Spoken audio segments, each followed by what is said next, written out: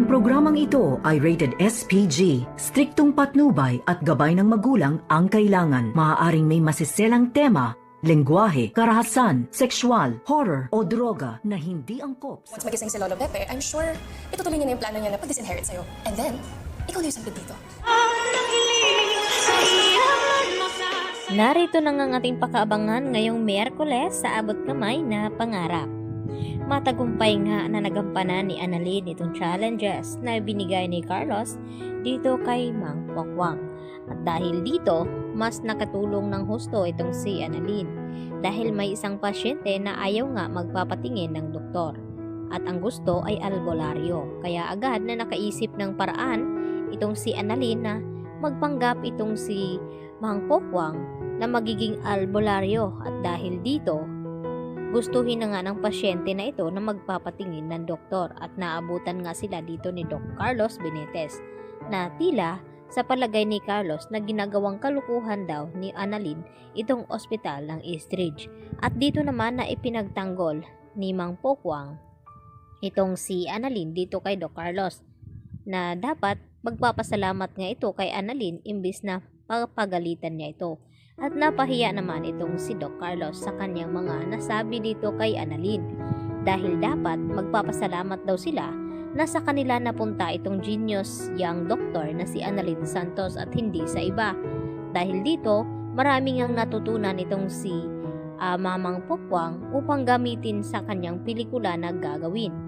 At dito naman na ibinigay na nga ang basbas ni Carlos Benitez dito kay Annalyn at Doc Lindon na makapunta sa seminar doon sa Japan. At tuwang-tuwa naman itong si Annalyn at ganoon din itong si Dr. Enriquez. At dahil sa tuwa, iniyakap naman ni Dr. Enriquez itong si Annalyn. Samantala, masaya naman na ibinalita ni Annalyn sa kanyang ina ang tungkol sa pagpunta ng Japan. Subalit ay hindi naman maiwasan na malungkot itong si Annalyn dahil sa kanyang nalaman na nagkaroon ng sugat sa braso itong si Lynette. At hindi naman siya magsisinungaling dito kay Annalyn. Kaya sinabi niya kay Annalyn na may gusto daw siyang sabihin tungkol kay Doc Carlos. At dito naman na bigla dumating itong si Carlos. At dito rin na sinabi niya kay Annalyn na siguro dapat na isama daw ni Annalyn ang kanyang ina sa Japan nang sa ganun ay makalimutan itong trauma. Nang sa ganun ay makabawi din itong si Carlos sa kanyang pagkukulang at pananakit dito nga kay Lynette. Dahil dito, kinabahan na nga ng husto itong si Diyosa. At dito sinabi ni Diyosa kay Aling Susan na dapat i-report na daw nila ito sa pulis ang pananakit at abuso na ginagawa ni Carlos dito kay Lynette dahil sa sugat na nakita nga dito ni Diyosa at hindi ito naniniwala na disgrasya lamang ang nangyari na iyon. Samantala, tuloy na tuloy pa rin ang investigasyon ng mga pulis sa nangyaring kidnapping dito kay Don Pepe. At dito nga na sinabi ng pulis kay Giselle na bago nga magkaengkwentro ay may isang sasakyan daw na lumabas doon sa kuta ni Balahadja. At ito nga ay sinasabi ni Giselle na walang iba, baka kay Moira nga iyon. At dito naman na biglang dumating itong si Moira. At dito sinasabi kay Giselle na kababakasyon pa lamang daw ni Moira ay namimiss na daw siya agad dito ni Giselle. At dito naman na nagkakaharap na nga itong si Justin at itong si Zoe.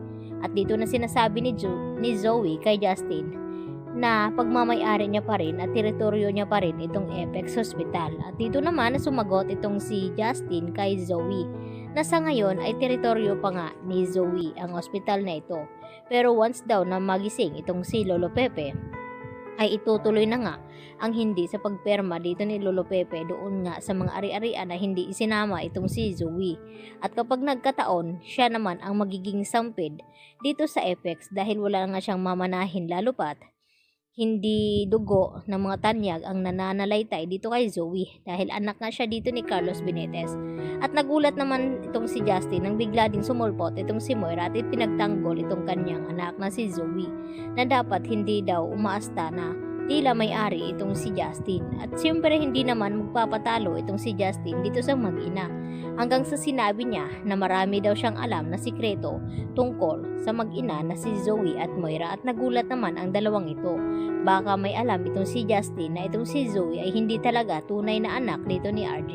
Kaya yan naman ang ating pakatutukan at pakaabangan bukas mga kapuso dahil tumitindi na nga ang mga revelasyon na ating aabangan dito sa Abot Kamay na Pangarap. Yan lang po at marami pong salamat.